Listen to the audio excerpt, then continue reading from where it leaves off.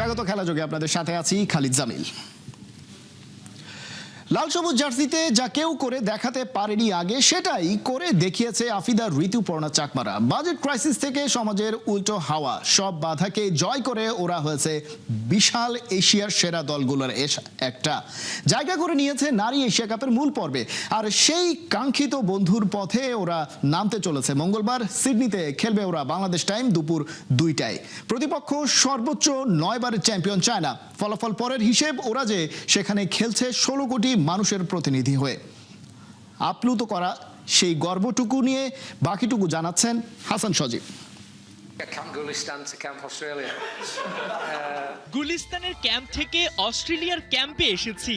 Asian কাপে বাংলাদেশের প্রথম ম্যাচের আগে পিটার বাটলারের সে কি রসিকতা। প্রেস কনফারেন্সে হাসির রোল। প্রস্তুতির ইস্যুতে মনে কোনো রাগ ক্ষোভ পুষে রাখেননি বলেই ঠাট্টা করে উড়িয়ে দিয়েছেন ইংলিশম্যান। তবে বাস্তবতা বলছে হতাশার সুরই বাড়ছে তার। ইতিহাসে প্রথমবার এশিয়ান কাপে খেলার মওকা পায় বাংলার বাঘিনীরা। এশিয়ার 47টা দেশের মধ্যে মাত্র 12টা দেশই এমন যোগ্যতা অর্জন করতে পেরেছে। আর এই 12 দলের মধ্যে আফিদাদের র্যাঙ্কিং সবচেয়ে বেশি 112। মেয়েদের ডেডিকেশন আর কোচের কঠোর পরিকল্পনাতেই এমন প্রাপ্তি, এমন বড় অর্জন যা চাইলেও আর কখনো আসবে কিনা বলা কঠিন। কিন্তু বাফুফে কি মেয়েদের এমন অর্জন অনুধাবন করতে পেরেছে? আর বুঝতে পারলেও কি সেই সুযোগ সুবিধা দিতে পেরেছে? আমার কাছে তো মনে হচ্ছে না বাফুফে এখনো বুঝতে পারছে যে তারা কি জিনিসটা অর্জন করেছে। কারণ এশিয়ার 47টা দেশের মধ্যে টপ 12-এ থাকা এটা একটা বিশাল বড় অ্যাচিভমেন্ট। এবং মানে এটা যদি ছেলেদের ক্ষেত্রে হতো তাহলে তো মানে এটা বিশাল একটা ব্যাপার হয়ে যেত। প্ল্যানিংটা আসলে খুব একটা বেশি ঠিক হয়নি, যেটা বাকি সব অন্যান্য টাইমের মতন একটা দায়সারা গোছের একটা প্ল্যানিং থাকে, প্ল্যানিংটা সেরকমই হয়েছিল। যদিও এখন আর প্রস্তুতি নিয়ে কথা বলে লাভ নেই। পাহাড় দেখিয়ে বালুকোনা মিলেছে মেয়েদের কপালে।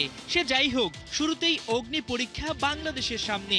এশিয়ান কাপে 15 বার অংশ নিয়ে 9 বারই চ্যাম্পিয়ন চায়না। ফিফা র্যাঙ্কিংয়ে যারা বাংলাদেশের চাইতে 95 ধাপ এগিয়ে। প্রথমবার অংশ নেওয়া বাঘিনীরা হয়তো র্যাঙ্কিং শক্তি সামর্থ্যে পিছিয়ে, তবে নিজেদের একেবারেই দুর্বল ভাবছেন না তারা। না, আমাদের আসলে প্রেশার নাই, কারণ আমরা দেশের জন্য খেলতে আসি। দেশের মানুষের প্রত্যাশা থাকবেই, আমরা দেশকে রিপ্রেজেন্ট করি, তো আমাদের প্রেশার নাই। We'll win, lose or draw the way I want us to play. We won't be parking buses and things like that. 12 দলের মধ্যে বাকিদের তুলনায় মেয়েরা অতল সাগরেই। তবে এই সাগর সেচেই তো ওরা তুলে আনতে পারে মুক্ত। টুর্নামেন্টে হয়তো ভালো ফল আসবে না, তবে একটু বুঝে শুনে পা বাড়ালেই বিশ্বকাপে উতরে যাওয়া কি খুব কঠিন? অনেক হার্ড, বাট টুর্নামেন্ট শুরুর আগে আসলে যতগুলো টিম আছে সবাইকে এর সম্ভাবনার মধ্যে রাখতে হবে। এই জন্য বাংলাদেশকেও এই সম্ভাবনার মধ্যে রাখতে হবে। এখনও যেটা বলছিলাম যে গ্রুপে 2টা গ্রুপ থাকবে যেখান থেকে বেস্ট 3rd টিম যাবে, তো সেখানে একটা যাওয়ার একটা সুযোগ আসতে পারে বাংলাদেশের। মঙ্গলবার সিডনিতে বেলা 2টায় চায়নার বিপক্ষে নামবে বাঘিনীরা। হয়তো পুরো টুর্নামেন্ট জুড়ে তেমন কোনো প্রার্থী আসবে না, তবে ক্রীড়াপ্রেমী সংগঠকরা ওদের অংশ নেয়াকেই দেখছেন বড় পুরস্কার হিসাবে। হাসান সজীব, 71।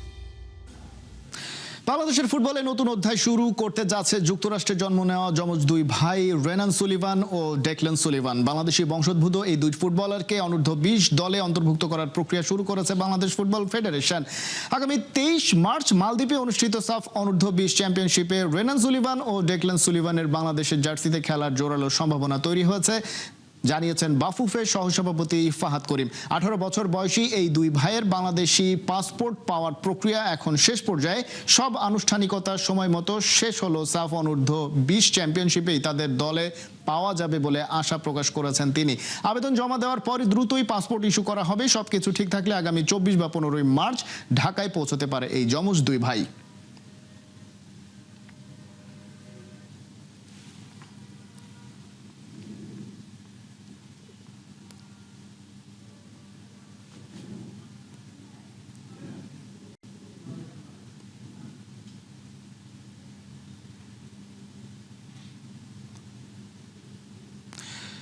বিশ্বকাপ ভরাডুবির পর জাত গেল দশা পাকিস্তান ক্রিকেটারদের। হতশ্রী পারফরমেন্সের জেরে এবার প্রত্যেক ক্রিকেটারকে 50 লাখ রুপি জরিমানা করলো পিসিবি। শুধু তাই নয়, নো পারফরমেন্স নো লাক্সারি থিওরিতে দল থেকে বাদ দেওয়া হবে অনেককে।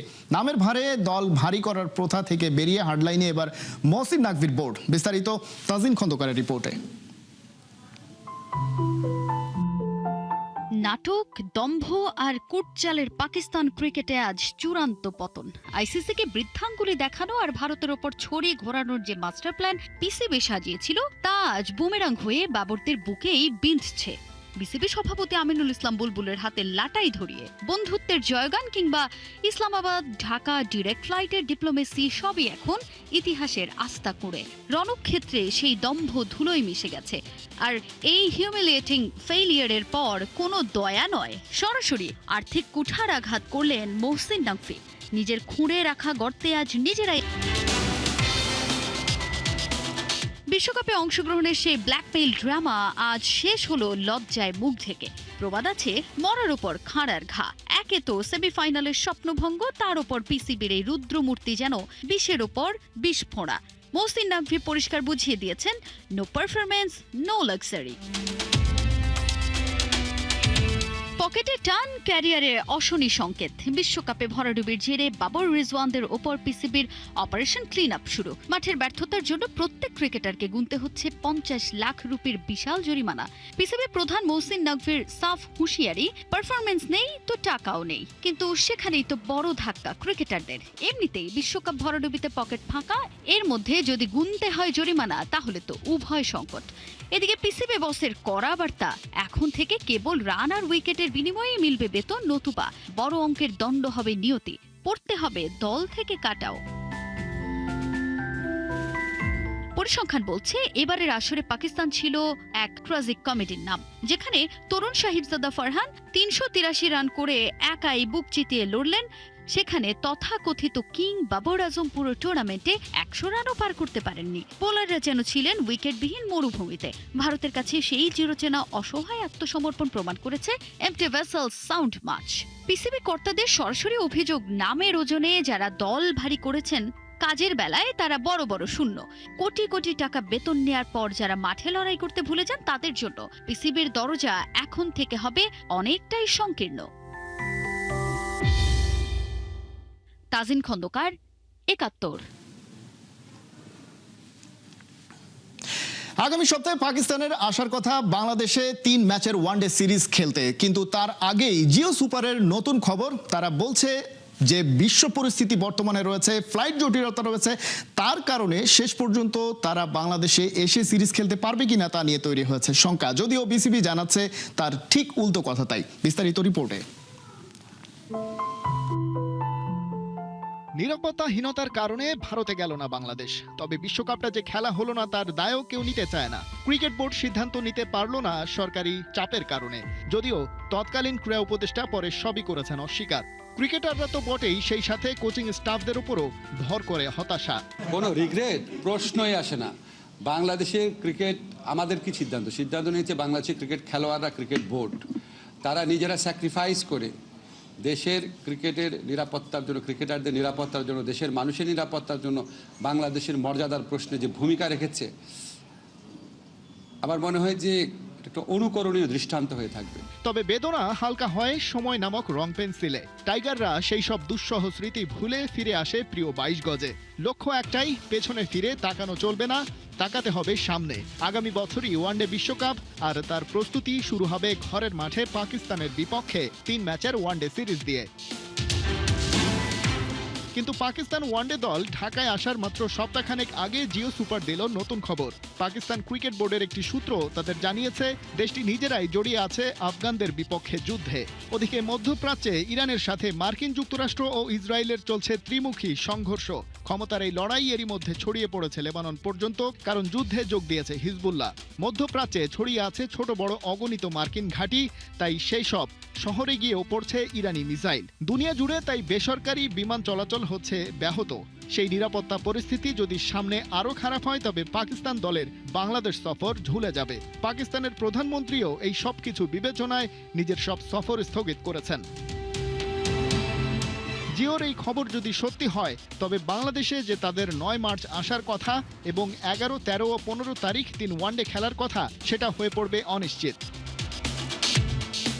বাংলাদেশ ক্রিকেট বোর্ড অবশ্য এই খবরকে গুরুত্ব দিচ্ছে না তেমন। তারা যুক্তি দেখাচ্ছে সিরিজ এগিয়ে এসেছে বলে পাকিস্তান ক্রিকেট বোর্ডের সাথে যোগাযোগও তাদের হচ্ছে নিয়মিতই। সেই আলাপে সিরিজ বাধাগ্রস্ত হওয়ার কোনো কথাই ওঠেনি। আর মধ্যপ্রাচ্যের অবস্থা যাই হোক না কেন, বাংলাদেশ সিরিজ খেলার জন্য একেবারেই নিরাপদ।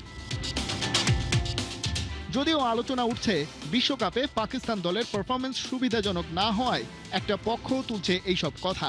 দলের ভেতরেও চলছে অস্থিরতা, সিনিয়রদের ছাঁটাই করার সম্ভাবনা তো আছেই, আর ওয়ানডে ম্যাচেও ওরা সবশেষ খেলেছে গেল বছরের নভেম্বরে। সবকিছু মিলিয়েই শুরু হতে পারে এমন 9-6। তবে যেটাই হোক, বাংলাদেশের সাথে সিরিজটা শেষ পর্যন্ত ঠিক জায়গাতেই থাকবে কিনা তা পরিষ্কার হবে খুব শিগগিরই।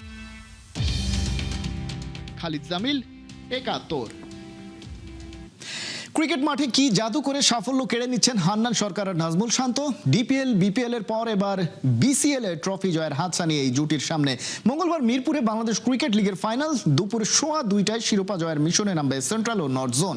পাকিস্তান সিরিজের আগে ম্যাচটা ক্রিকেটার ও নির্বাচকদের জন্য দারুণ সুযোগ বলছেন pace bowling coach Tarek Aziz. Saiful রূপকের রিপোর্ট। ফুটেজটা প্রতীকী অর্থে দেখি। শান্ত যেন বলতে চাইছেন, সরে যাও সবাই, ক্রিকেট মাঠে সবুজ গালিচায় চলছে আমারই রাজত্ব। বুদ্ধির চালে, ব্যাটের ঝলকে হাতে আসছে একের পর এক ট্রফি।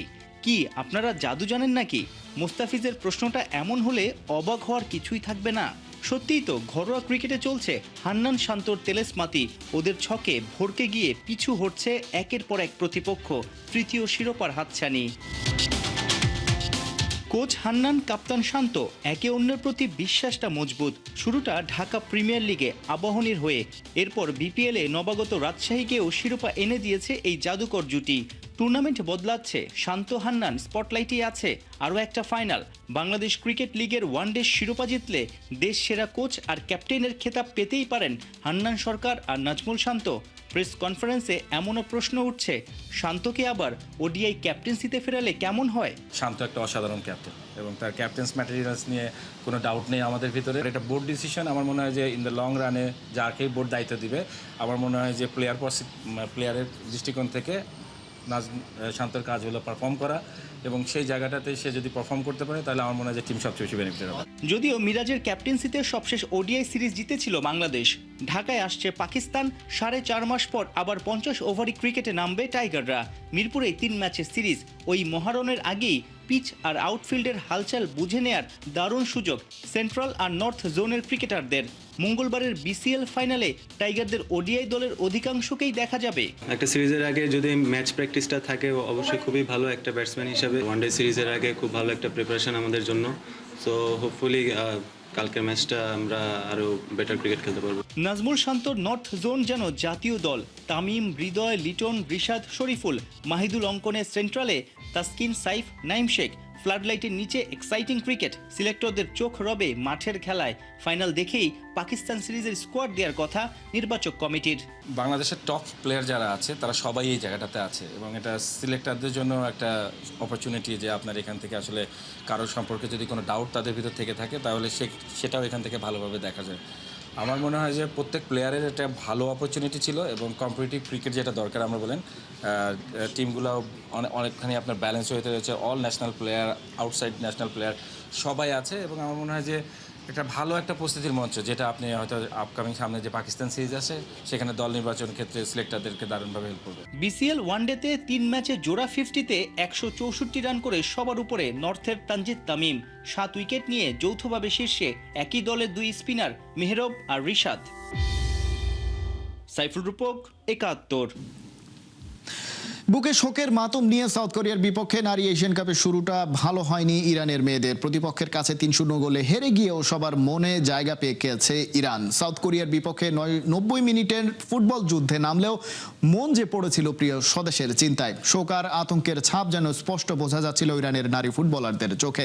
ম্যাচের শুরু থেকে প্রতিপক্ষ কোণঠাসা করে সাউথ কোরিয়া 30টি শটের মাঝে 10টি ছিল গোলমুখে। অন্যদিকে Iran cable on target shot নিতে পেরেছে 2টি। ফার্স্ট হাফে চো ইউ রির গোলে লিড নেয় কোরিয়া। সেকেন্ড হাফে কিম হাইরি জোড়া গোল করে 3-0 ব্যবধানে জয় নিশ্চিত করে। গ্রুপ স্টেজের পরবর্তী ম্যাচে ইরানের প্রতিপক্ষ স্বাগতিক অস্ট্রেলিয়া। মার্চের 5 তারিখ মাঠে গড়াবে ম্যাচটি।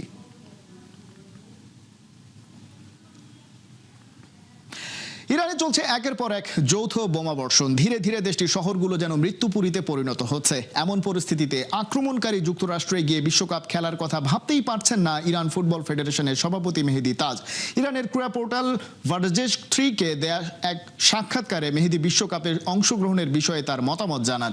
যুক্তরাষ্ট্র যেভাবে ইরানে হামলা চালিয়ে যাচ্ছে তাতে তারা চুপ করে বসে থাকতে পারেন না, এর জবাব দিতে চান তারা। এত কিছুর পর বিশ্বকাপে খেলা নিয়ে তিনি আশাবাদী নন, তবে শেষ পর্যন্ত বিষয়টি দেশটির ক্রীড়াঙ্গনের নীতি নির্ধারকদের ওপর ছেড়ে দিয়েছেন মেহেদী।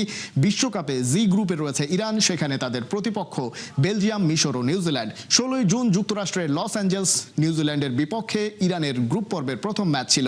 এর আগে ইরানের সমর্থকদের যুক্তরাষ্ট্রে ভ্রমণে নিষেধাজ্ঞা দিয়েছিল ট্রাম্প প্রশাসন।